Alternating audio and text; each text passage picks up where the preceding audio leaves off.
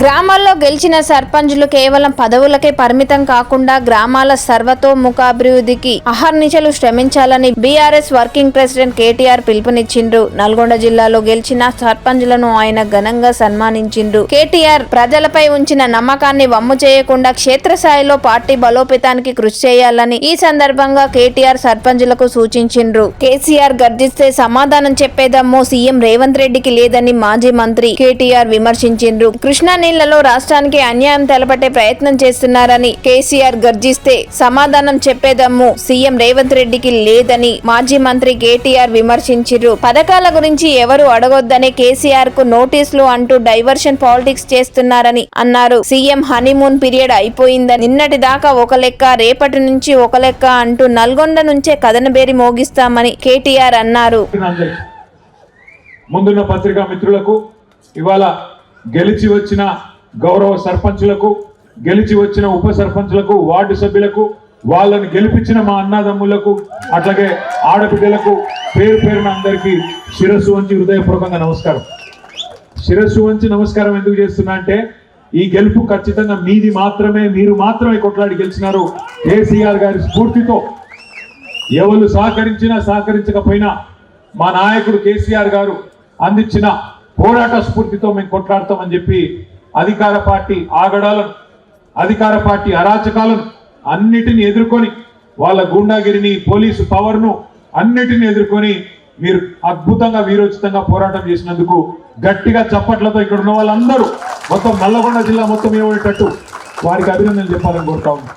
దేవరకొండ, కొంత నల్లగొండ నియోజకవర్గం, కొంత నాగార్జున సాగర్ నియోజకవర్గానికి లాభమయ్యే విధంగా దిండి ప్రాజెక్టును కూడా అక్కడ తీసుకున్న నీళ్లతోనే ఎట్లా మేము ప్రయత్నం చేసినాం, ఎట్లా 90% పనులు పూర్తయినాయి, ఎట్లా 10% ఈ 2 ఏళ్లుగా అసలు పని చేయకుండా పండబెట్టినరు.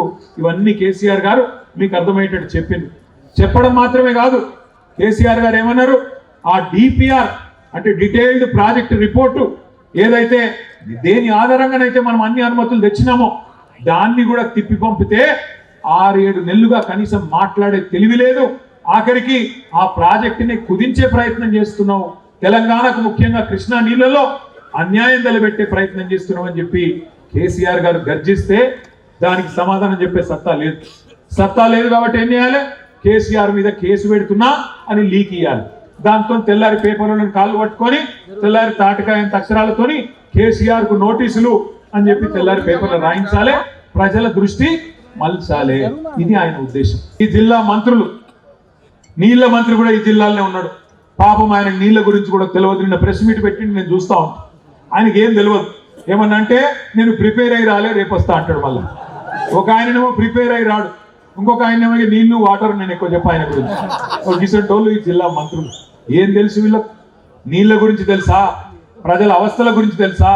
అడ్డమైన అబద్ధాలు చెప్పి అర్రాసు పాట పాడి ఇవాళ అడ్డదారిలో అధికారంలోకి వచ్చి కూర్చున్నారు. మీదికెళ్ళి ఇలా హుంకరిస్తా ఉన్నారు, బెదిరించే ప్రయత్నం చేస్తున్నారు. బెదిరింపులు అంటే మామూలు బెదిరింపులు కాదు. ఎల్లమ్మగూడెంలో యాదగిరిని ఏ రకంగా అవమానించిండ్రో ఒక యాదవ సోదరుణ్ణి మీ కళ్ళ ముంగట్నే ఉన్నది. లింగంపల్లిలో, సూర్యాపేట జిల్లాలోని నూతనకల్లి మండలం లింగంపల్లిలో మల్లయ్య యాదవ్ గారిని కిరాతకంగా హత్య చేసినారు. అట్లాగే చిన్న కాపర్తిలో ఇప్పుడే లింగయ్య గారు చెప్పినట్టు గెలిచిన వాళ్ళను పోస్టల్ బ్యాలెట్లను లెక్క పెట్టకుండా ఓడించినట్టు ప్రకటించినారు. అట్లా చాలా గ్రామాల్లో, ఇక్కడ నారాయణపురంలో కానీ ఇంకా చాలా గ్రామాలలో ఇవాళ ఈ అరాచకంతో రీకౌంటింగ్ చేసి మొదలు గెలిచిన వాళ్ళను తర్వాత ఓడిపోయిన వాళ్ళుగా ప్రకటించి ఆ రకంగా కూడా అన్యాయం చేసినారు. ఇవాళ బెదిరింపులు పనిచేయకపోవడంతో కొత్తగా తెచ్చుకున్నారు. ఏమని, మీకు ఇందిరమ్మిల్లు ఇయ్యం, మీకు ఫలానాది ఇయ్యం, మీరు సర్పంచులందరూ మాతో వస్తేనే రేపటి రోజున మీకేమైనా ఉంటుందని చెప్తున్నారు.